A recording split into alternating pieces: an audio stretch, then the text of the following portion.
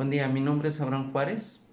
Les voy a hablar respecto al caso Lagos del Campo contra Perú en la Corte Interamericana de los Derechos Humanos.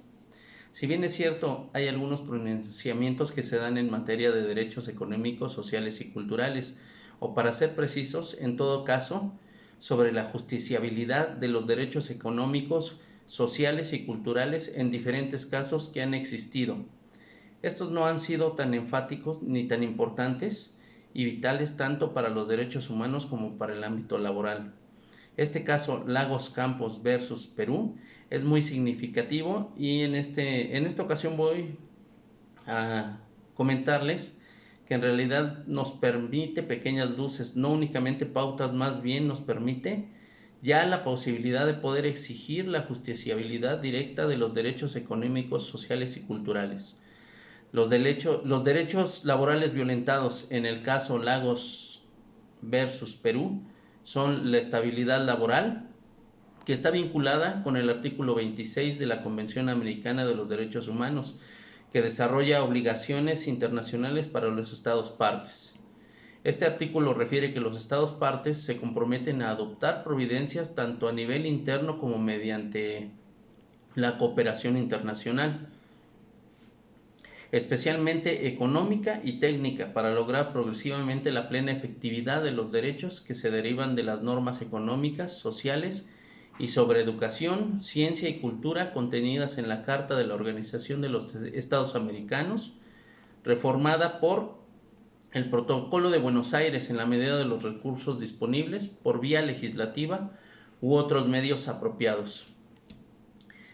El otro derecho violentado fue el derecho a la libertad de expresión, el cual está vinculado con el artículo 13 y 8 de la Convención Americana de los Derechos Humanos, y como se precisó en la Corte Interamericana de Derechos Humanos, recoge la lectura propiamente de los pronunciamientos anteriores de la misma Corte respecto a la libertad de expresión que las caracteriza, la sistematiza y extrae esas particularidades para adentrar en el ámbito laboral. El tercer derecho violentado se refiere a la libertad de asociación, que está vinculado con el artículo 16 y 26 de la Convención Americana de Derechos Humanos.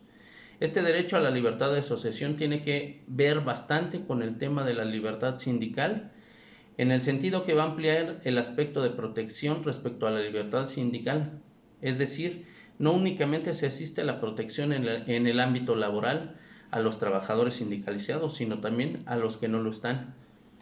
Finalmente, el derecho al acceso a la justicia, que es el derecho que pronto es concurrente, es decir, es un derecho que pronto lo vemos en la mayoría de los casos o en las sentencias de la Corte Interamericana, pero desgraciadamente en algún punto del estado procesal se ha tenido que quebrar, siendo que este derecho tiene íntimamente relación con el derecho general, o por decirlo así, derecho madre, que es el debido proceso.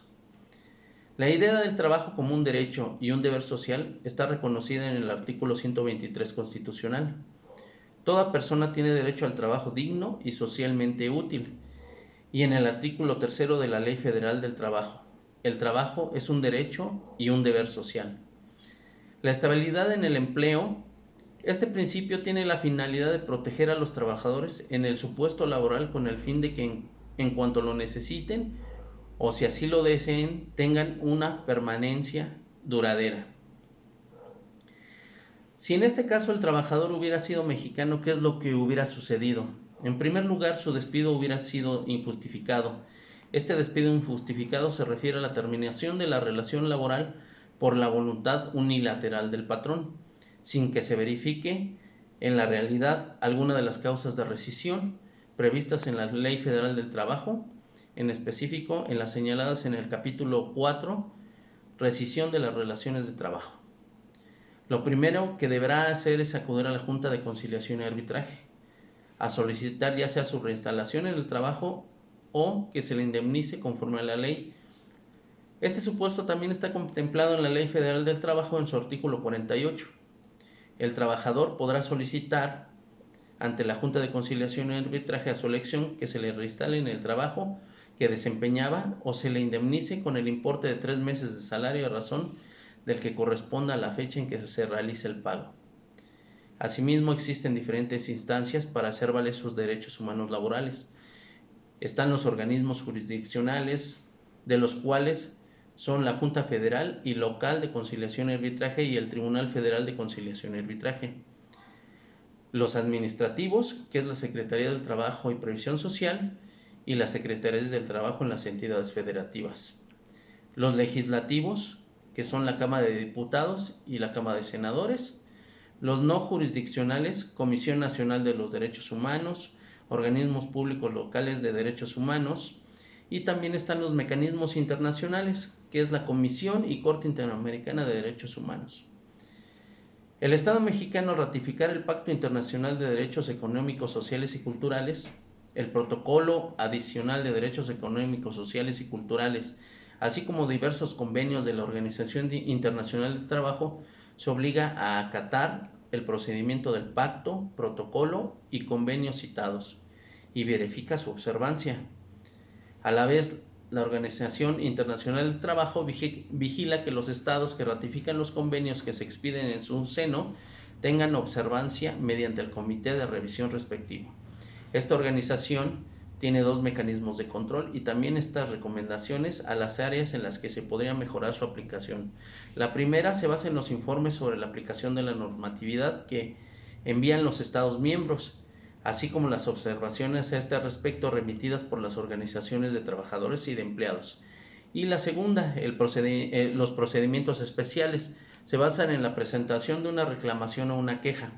La primera vía puede ser presentada por organizaciones profesionales de empleadores y de trabajadores contra cualquier Estado miembro que, en su opinión, no han adoptado medidas para el cumplimiento satisfactorio dentro de su jurisdicción de un convenio en el que dicho miembro sea parte. La segunda se presenta contra un Estado miembro derecho humano al trabajo y derechos humanos en el trabajo.